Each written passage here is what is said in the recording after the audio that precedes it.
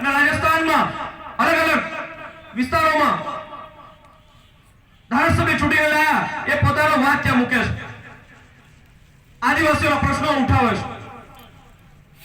આવા સરપંચો, તાલુકા સભ્ય, જિલ્લા સભ્ય, ધારાસભ્યને ચૂંટીને લાવે એ આપણી જવાબદારી બને છે.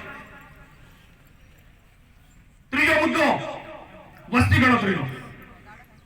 છેલ્લી વસ્તી ગણતરી 2011માં થઈ હતી.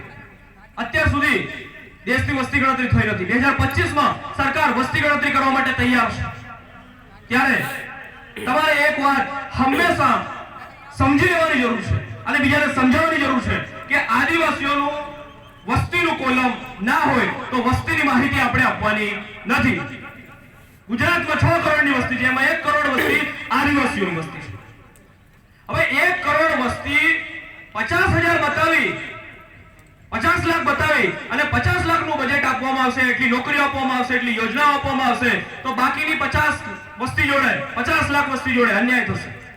કહેવાનો મતલબ કે આદિવાસીઓની વસ્તી ફલાણા ધર્મમાં ગણી લેવામાં આવે છે, ઢીકણા સંપ્રદાયમાં ગણી લેવામાં આવે છે અને આપણી જે ચોક્કસ વસ્તી છે એનો ચોક્કસ આંકડો મળતો નથી.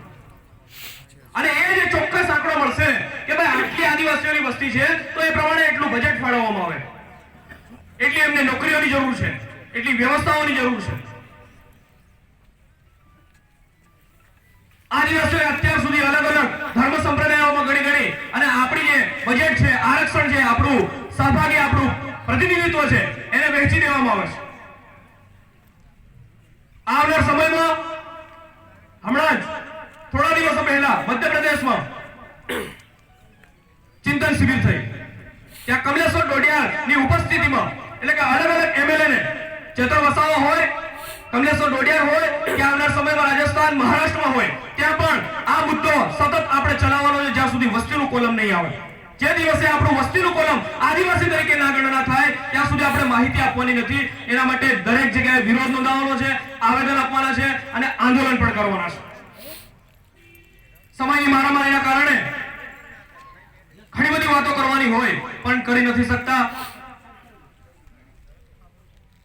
રાજકીય પ્રતિનિધિત્વ ઉપસ્થિત હોય ત્યારે હું એમને જણાવવા માંગુ છું કે ભગવાન બિરસા મુંડાની ત્યાં જે મૂર્તિ બેસાડવામાં આવેલી છે